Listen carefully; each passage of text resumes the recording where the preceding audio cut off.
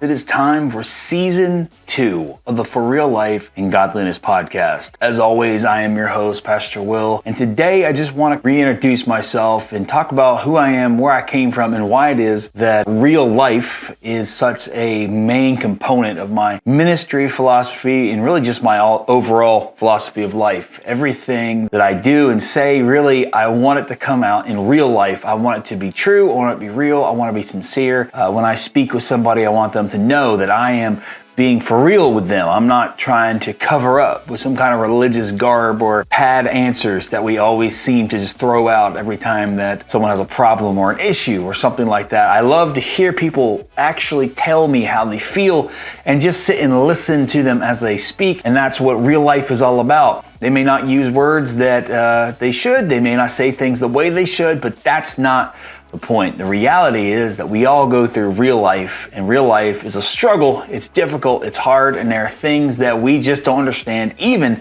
as Christians, as we walk through this life. So we're going to get into that a little bit today, right after this.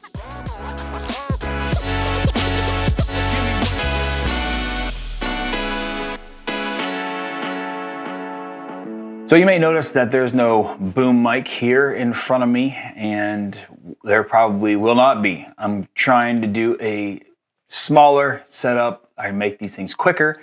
Obviously last year we went through season 1, and I intended to have a season 2 in the end of last year, but Helene had other plans, so we were not able to do anything because once Helene hit here in the end of September, from that point forward, it was all about trying to help our area. And Trinity, where I currently serve, became an outlet of all the supplies coming from churches all over the place. Or not all of the supplies, but most of them. We had a huge part in the relief efforts. We had the National Guard here, and we were taking in supplies as quick as we could get them out. And we were taking them on helicopters. We were taking them to temporary op sites and all over the place. And we had people running everywhere. And sometimes there were roads, sometimes they weren't.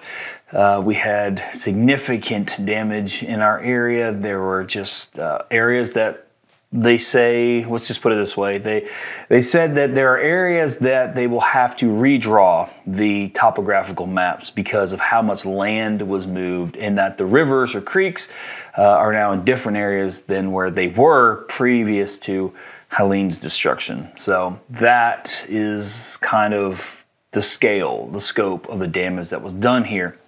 And obviously us taking care of all that did not allow me to go ahead and continue to do anything else really outside of that one thing. And that is not an issue because, as I said in the intro and as I've pretty much conveyed over this entire time, real life is what I'm all about. That's the reason why this podcast has that in its title. It's the why, the main thing, if you see a shirt of mine or the sticker, it just says real on it, because that's what I want to be said about me personally, that I was just real. If there's any compliment that I ever want to get, it's that I'm just a real person. That when you talk to me, you don't get some kind of, pad answer covered with this religious sauce of words that sound spiritual but actually don't help. In fact, the message I preached last week, I used the term hopeless truth. A lot of times people just throw truth at us in our crises and expect us to be able to utilize it or use it. And the reality is we can't always use the truth that we know, and we know something's true, what we're going through, experiences and crises and issues that don't make any sense. They don't make any sense, and we don't want, and people, like I said, they just got to give us these answers that don't help. And that's not real life. And really, all you ever can do is take care of the need if you can, but most of the time you can't. Especially if it's an emotional need or a spiritual need, sometimes you just have to sit and listen or just sit with them. A lot of people give flack to Job's friends who show up, but I would venture to say few of us have any friends, even one friend, let alone 3 friends, who would show up and sit in the dirt with us for 7 days in silence as you grieve through the problems in your life. They were true friends. They may not have said all the right things, and Job didn't say all the right things. Nobody said anything correctly entirely in the book of Job, except God himself. When he shows up in the end, it sets the record straight and all that. But he had good friends, and he might have called them names, and they called him names, and they got upset, and that's what friends do. And everybody in that whole book was just trying to figure out what's going on using human reasoning without real spiritual insight. And some of the things that his friends say were absolutely 100% true about God, but they were kind of hopeless truths. They were like, yeah, we're true. And even Job says that. He says, who doesn't know these things? We know that they're true. And, that's what happens in our lives, especially with people who want to over-spiritualize, or a lot of people in ministry I've met, they want to just kind of smooth this, as I said, spiritual sauce on top of everything and expect those words of emptiness to help us. And just because we know the truth doesn't mean it's going to help us through those problems. And real life happens fast, and there's no way around it many times. And Helene showed us that. And what I was saying getting into this whole discussion was that I actually, for all the pain and the difficulties and things involved in it, I actually enjoyed, if I can even use that word in this context, but the work that was required. It was difficult, it was hard at the time. I was like, man, this is not what it was. You get 10, 12-hour days for 10, 12, I think, days straight, basically about 2 weeks. And third week, we had some relief and people coming up like World Help and different churches who came up from South Carolina and Georgia and places like that to help us out and take over for us. But for the first 2 weeks, we were pretty much solid on every day, just slinging boxes and doing the work and helping people out, whatever we could do. And as difficult as it was, that's real life. And if we couldn't do that, then we were not really a church. If those things, as I said in a conversation with Pastor Winston a couple weeks ago, if you can't translate the words of the pulpit into that life out there, then nothing we do means anything. And Helene helped us understand that, and everybody showed up. As far, the people who usually show up obviously showed up, but there are people who I don't think I ever saw volunteer. There are people who showed up on our campus who don't agree with us at all in any way as far as philosophies go and things like that, but they showed up to help, and they saw, the body of Christ showing up and doing work, and it was good. It was good for us. But anyways, that's the gist of what happened at the end of the year. I wasn't able to do anything, but it was still a good time because it was real life. It allowed us to get out there and help people in their time of need. And for all its pain, as I said, it was still a great thing to be able to do. So let's get back to the point of today's podcast, to kind of reintroduce myself or introduce myself to anybody who doesn't know me yet. And if you do know me a little bit, maybe you kind of put all the pieces together and know me a little bit more, so you kind of get where I'm coming from with the Real Life and Godliness podcast, and why real life mixed with the scriptures is my recipe for success in this life and whatever we do. Because if you can't translate the Word of God into real life, then it's not the Word of you're not reading the right book, or you're not reading it the right way, which is what some of the last podcasts we had last year talked about. But my name is Will Mercer. You may not know my last name. I don't know if I've ever thrown that out there. But Will Mercer, I am an associate pastor currently at Trinity Baptist Church in Asheville, North Carolina, obviously, as you heard about Helene. And my journey, really, as far as ministry and pursuit of God goes, began way back 2004, 2005. Time 16, 17, my youth leader was a really good guy. He was an older guy. He was like in his 60s as far as youth leaders go. He was older, but he was in his 60s, mid-60s. But he was one of the most real people I ever met in my entire life. And how he ministered to us affected greatly, still does, even today, affects how I minister to people. Because where most people were preaching at you all the time, he was talking with you, and he was always sitting with us. And he was just huge influence, huge inspiration for the way I did ministry, especially when I was doing student ministry in the past and was really involved in that area of things. How he was with us influenced how I was with my students. And, I wanted to emulate him in a lot of ways.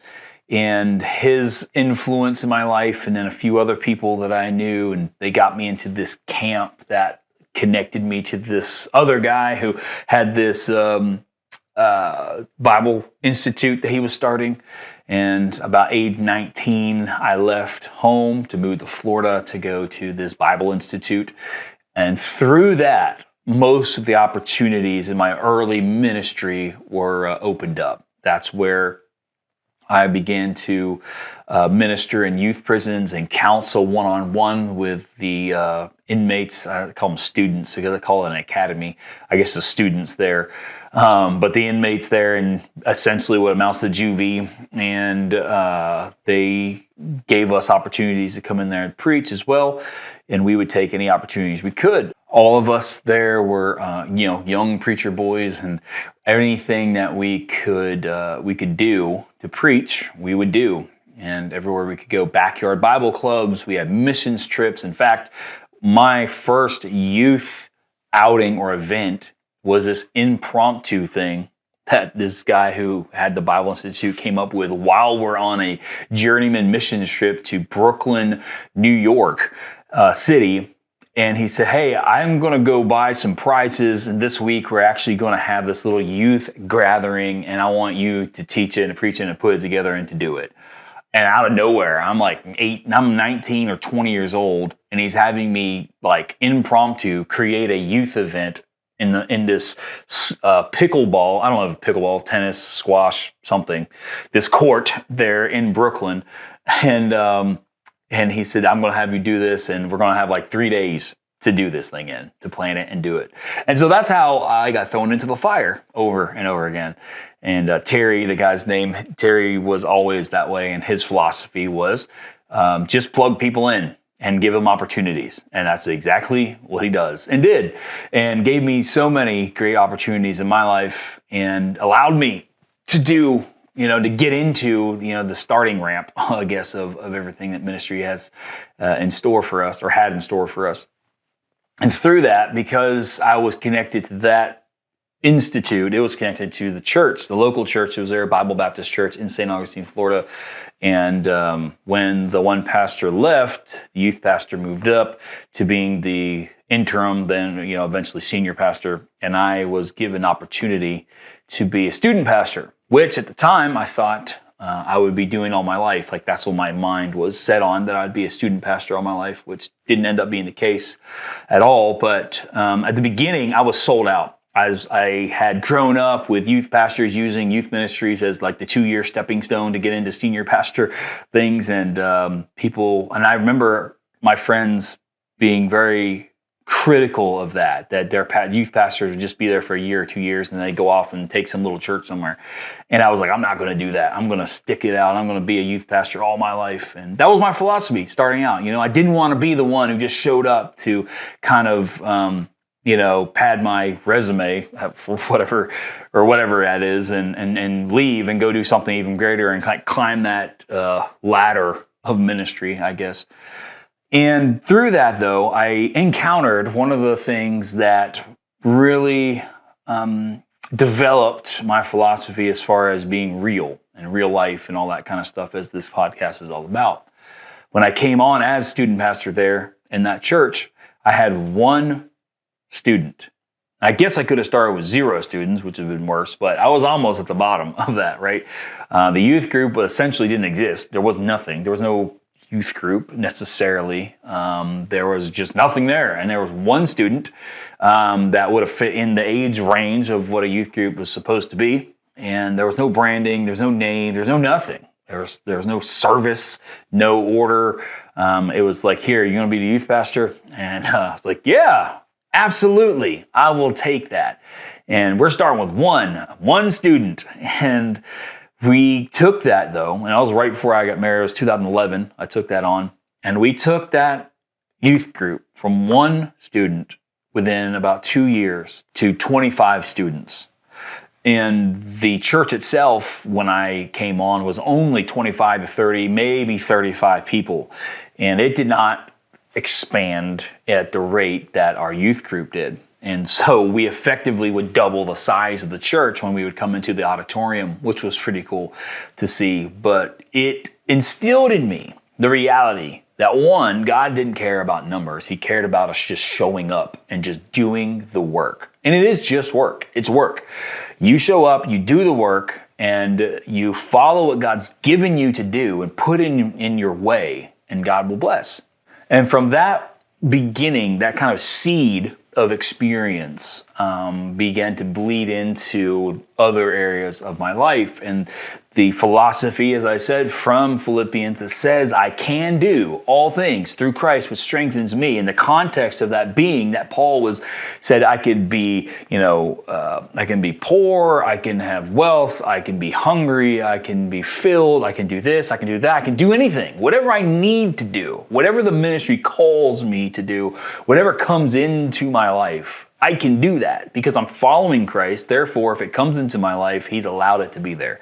That's how I look at that verse, and that's what I understand it to mean. And that has actually worked out in my life time and time again. First of all, with the youth group, taking it from one student and absolutely nothing to a, for whatever this is worth, a fully branded a youth group, 25 students, a Wednesday night service with music, with stuff, with students from the youth group, leading the music or playing the music and all that kind of stuff with, projectors and stuff, which in, 2000s, it was all like, yeah, that's what you do. And I look back at some of my slides I created now and I was like, that's pretty cringe. It was definitely cringeworthy. A lot of grunge back then. I was very grungy in how I designed things back then. And I had to kind of fight that off even today. But we had built something, me and my wife, after we got married in 2012, and the other student leaders who came on and helped occasionally, and then students who came out of the youth group who stayed on to help, and they were huge, huge helps. I could have never have done it without them. And through all of that, God allowed us to take something that didn't even exist and build a thriving, effective youth ministry in that little church there in St. Augustine. And because I begin to live Philippians there where it says I can do all things, that became a focal point of my mind in my work, because I was co-vocational, bivocational, whatever you want to call it, and worked full-time, did that, was married, had kids eventually, and all that kind of stuff. And everywhere, every aspect of life, that really is what I define real life as. Whatever comes down the road, God's given it to me to do, I can do it. God's given it to me. If it's difficult, if it's hard, whatever, it's real life. You just have to deal with it. And it bled into my work life. I began to take on more stuff where I used to be afraid of, or I didn't want to be a volunteer. I didn't want to step up and do new things. I just like to find my groove and do that. And it changed all of that for me. And the most pivotal point, which I think I talked about last season, the most pivotal point was when my boss came to me with this supervision project managing opportunity that I was supposed to do with two other guys who had more experience than I did. And we had 6 units. 5 of them were spread across these, I think, 6 or 7 story condos. There's, I think, 7 of them there. I think 5 of them had a unit in each that we would have to redo entirely from the inside, tear out everything, complete gut. It was a Chinese drywall job. You can Google that later if you want. But we had a complete gut. And never done anything like that before. I was just doing repair jobs or fixing a fence or, putting in windows. I kind of became the window specialist there at that company. I would install windows, fix leaks, fix the rot below windows and stuff like that. But this was beyond that. And because I'd already been living, though, this reality that no matter what comes into my life, I need to take hold of it and just do it, I said yes. But those 2 guys who were supposed to help me got fired the day before we were supposed to kick off this big job. And it was a big job because it was the first job we were subbing from this bigger company down in South Florida called Moss Construction or Moss something. And they're like the guys who built the Marlin Stadium. So huge, huge company. They had the contract for all Chinese drywall homes in the Southeast, I think. And we were subbing to them to get those homes within our area. And so this was our first initial job, and you have to do it well or you don't get more jobs for them. And they're very lucrative jobs. Each one was $100,000 to $200,000, maybe $300,000 a pop each unit. And so we're making a lot of money in these things. And now these guys are gone, and I'm supposed to go and do this. My boss looks at me the day before we kick off and says, these guys are fired, they're gone. Can you do this? And in that moment, everything in me, naturally speaking, said, absolutely not. I can't do this. But because the truth of that scripture and the philosophy that God had been developing in me over this time, I was almost forced by the Spirit, I believe, to say yes. And you say, well, the Spirit told you to do something in secular life. Well, the Spirit guides us in every single part of our life. So if you think the Holy Spirit only exists in church, then you're way off on your theology. So, and because that was such a pivotal moment, it was a moment of fear, a moment of doubt, and yet I just simply said, yes, I'll do it. I took on these 6 projects all at once, and I just learned how to do it. And at the end of that job, I got them done on time, below budget, and satisfactory, passing the inspections the first time, or at least most of them were. I think the first one I failed one inspection, but after that I knew what they were expecting. And so I revamped how I did things, and we passed every one of them. And that company, the soup from that company, was impressed with what we had been able to do. And if I had been afraid and I'd chosen to not continue to live this very real life philosophy of anything that comes down my path, God has put it there for me to take hold of and do it. And that the obstacles are actually opportunities to climb higher. All of that came into that point. And from that point, because I was able to say yes through my fear and then able to actually successfully accomplish those jobs without ultimate failure, from that point, when things come into my life, know that it's there for my benefit and for my purpose. And God will let me do it if I just do the work. And it's not easy. It is still work, but He has put it there. He's enabled you to do it. He's given you the wisdom to do it, and you just have to go ahead and do it. And that is what affects almost my entire philosophy in ministry, in life, in business, whatever else. And so in the church, it's good to have, because a lot of people come into ministry and think, I don't know what they think, to be honest, that maybe they think it's going to be easy, or it wasn't going to be this hard, or it shouldn't be this hard, or it should be this, or should be that. And I see people complain about the difficulties in ministry almost daily on these Facebook posts. But the reality is that ministries just work. I mean, if you're out there supervising a job, you have people who get upset with you and yell at you and scream at you and curse you in your face. And that happens in ministry too. And because I had those experiences over here in the workplace, when it happens in ministry, it's not that big of a deal to me, because I know those things happen. Now, it's a bigger deal when it's a person who you would have thought would never do that. That's kind of an issue. But for the most part, people are the same, even though they may claim to be something else or believe something else, or maybe even be in the faith. You see people in real life, especially when money becomes involved, or influence or power, you really get to see who people really are. And you have to just deal with that, because it's real life, whatever, and it's put in your path, and you have to deal with it. And I had to do it over here in the secular world, in my job as a project manager. And as I said, I started as a trash carrier. And because I put that philosophy into practice, when I left that company to move to Asheville, I left as a project manager of multiple sites across the state. At one time, I had a job in Orlando, and Palm Bay, and Jacksonville, and someplace called Riddick, which was out by Ocala, and I think one other one. I can't remember the other one was. But I have 4 or 5 of these same type houses across the state. It took me an entire day to run the circuit if it was a day I needed to check on each job site. And that's 4 or 5 different sets of subcontractors, 4 or 5 different, building departments and inspectors and vendors and supply houses and blah, blah, blah. And I would never have got to that level had the day I was asked, can you do these 6 little units? As I look at them now, they were just nothing. These 6 little units down here all in one place, can you do them? And if I'd said no, I would have just ended up continuing being nothing more than a trash carrier and someone who did patchwork.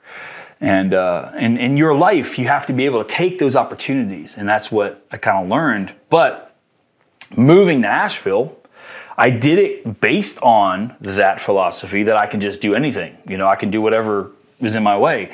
And I felt called to lead a church. That part I knew. And that started back in 2015, long before I ever actually left.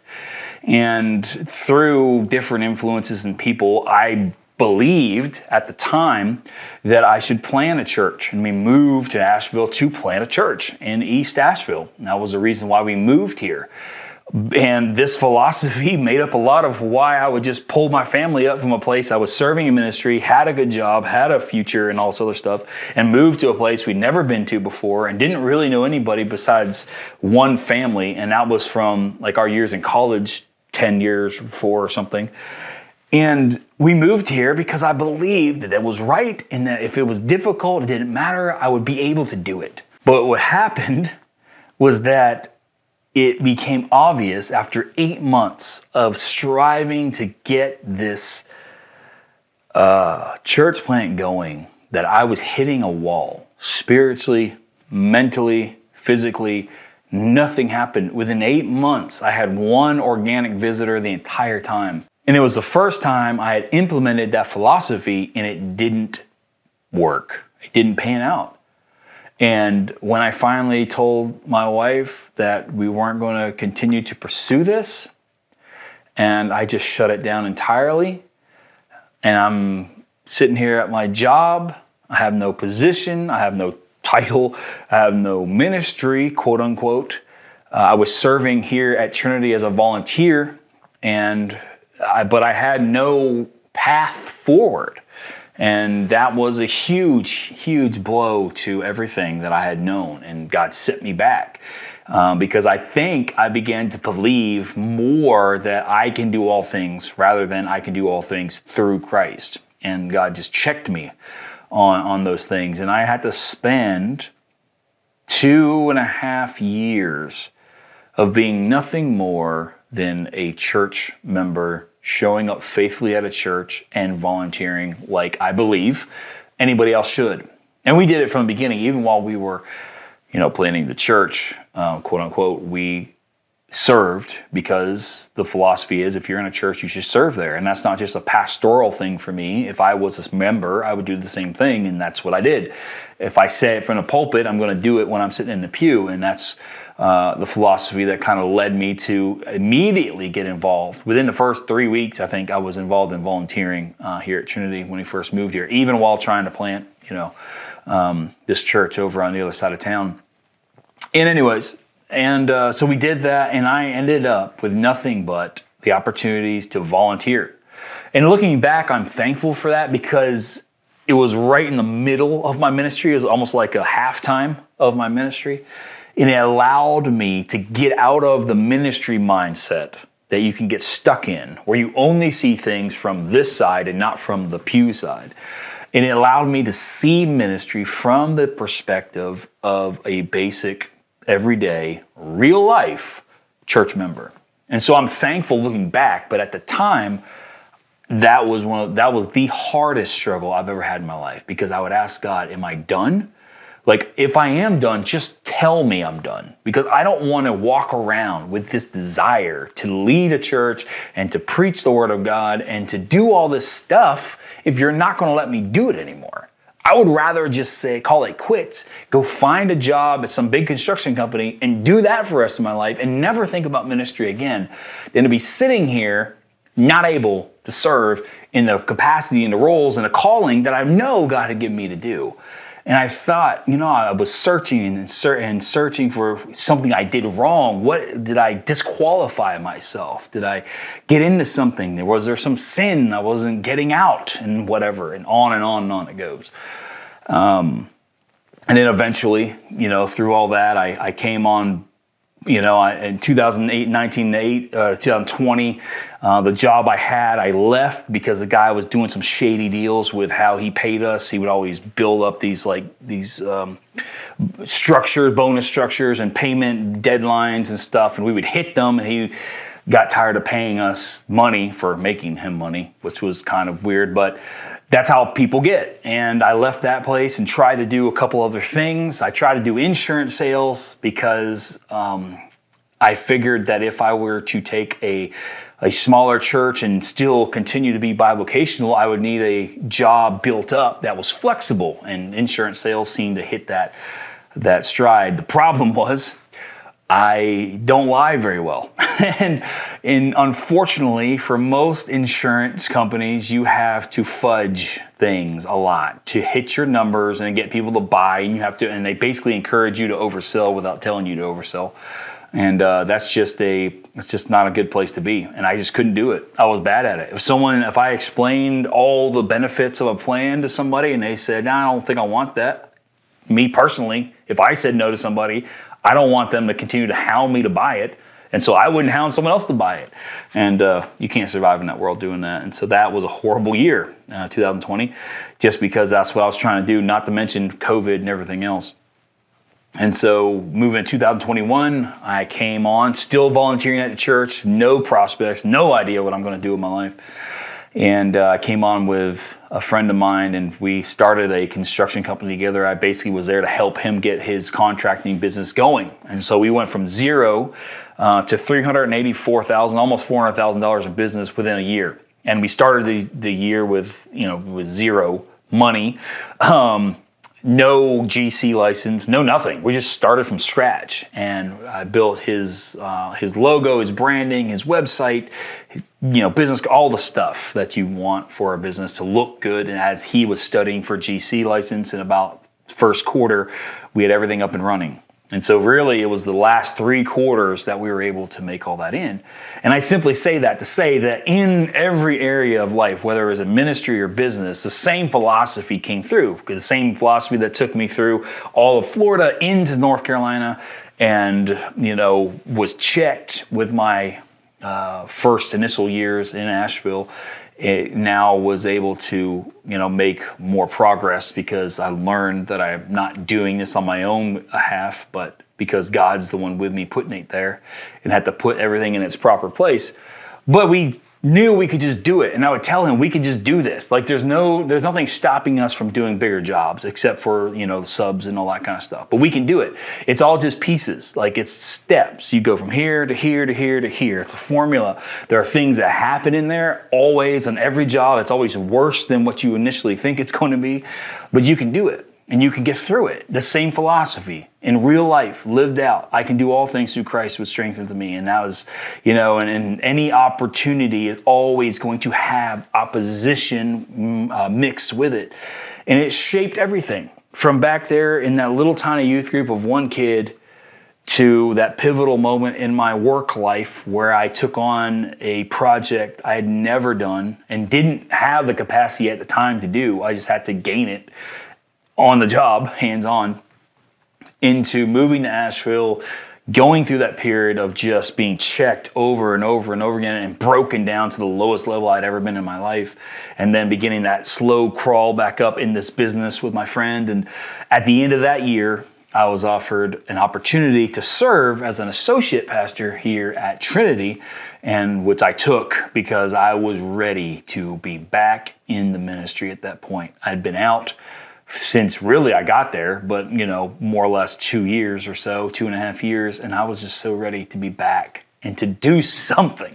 I don't care, I told God, I don't care what it is, just give me something to do in your kingdom, or tell me that I can't, one way or the other, on this side or that side. Either I'm going to continue in ministry in this pursuit of what you called me to do, or I'm disqualified, and just tell me that and I'll go away.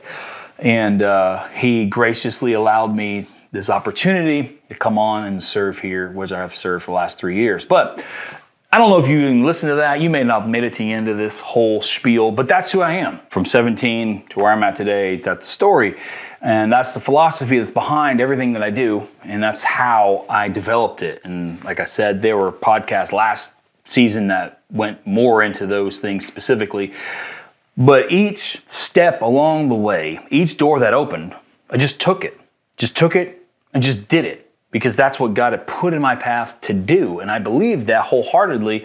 And it led me to where I am today with the opportunities that I have now. And it's going to be what leads me into the future, obviously, as well. And, I am continually pursuing what God wants me to do in my life, looking for opportunities and to grow and those sort of things. So I hope this helped you a little bit. Maybe it helps you in your own life and you realize that you've been more fearful about opportunities because they seem too big, too far beyond you.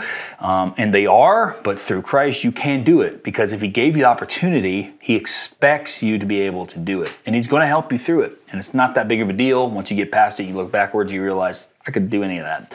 Because Christ has given you that purpose, and he's given you that influence and that insight, and he's prepared you for it. He prepared me in the youth, that little youth group, for what I would do in my work, and move me in my work to what would bring me here to this place. And that philosophy continues to be one of the driving forces of everything I do. That when opportunity arises, no matter how difficult it is, I can do it because I'm not doing it by myself. I've been given that opportunity. I've been given that obstacle that gives me opportunity to climb higher, right? Somebody wrote that somewhere that each obstacle, if you get on top of the obstacle, you're higher than you used to be, something like that. And that's basically what I've found. But each step has more fear. Each step has more difficulty. Each step has more unknowns. And so you never get to just rest with it. And that's what moving to Asheville kind of taught me. I put into practice, I did everything I thought I should do, and it still failed. And it failed, obviously, because God was just trying to get me to this place for what he really wanted me to do. And some of those things still have not come to full fruition yet. But he was moving me and teaching me at the same time that my sufficiency was not of myself. And that's where my pride and my ego came into it. And that's really, I believe, probably the biggest thing that he ripped out of me through those years of sitting on a church pew, being a volunteer, struggling in finance world because of how, everything had fallen out from moving here and the expense of that. And then, the expenses of 2020 and on and on it goes. And all the problems that kind of came into our life, it all came, I believe, one, to move us to where we are, to a better position to strike out into the things God has for us from, but also to empty me. And that's a whole different podcast. Maybe I'll go into that, because the emptying of me from 2018, when I first got here, to the end of 2020, that space of time, there were huge things that, as I look back, had I got what I wanted and was able to plant that church, and I would be in year 7 of it at this point, 6 or 7, and I would have been halfway through my 10-year plan at the time.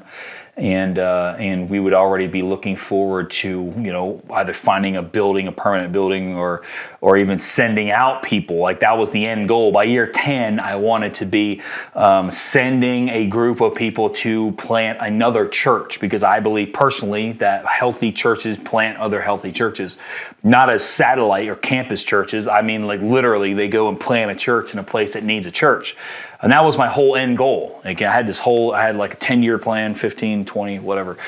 And none of that came to pass. But if I had gotten that, I would have been a pride-filled, arrogant person, to put it bluntly, and be real with you. And so I am actually thankful that God did what he did. But it was an extremely painful experience.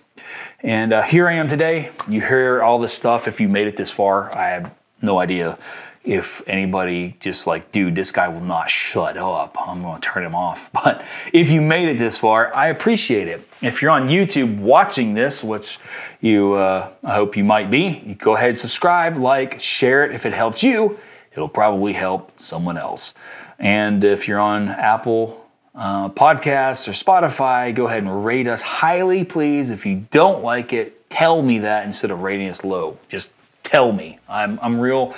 I would love criticism if even if it's not constructive. So I'll make it constructive no matter how you think it's going to land. Anyways, that's it for today. I love you guys. I appreciate you, and I will do my best to keep this consistent and at least have 20 more episodes this year. If nothing else, God forbid, any more hurricanes come into the light. But I don't think that's going to happen.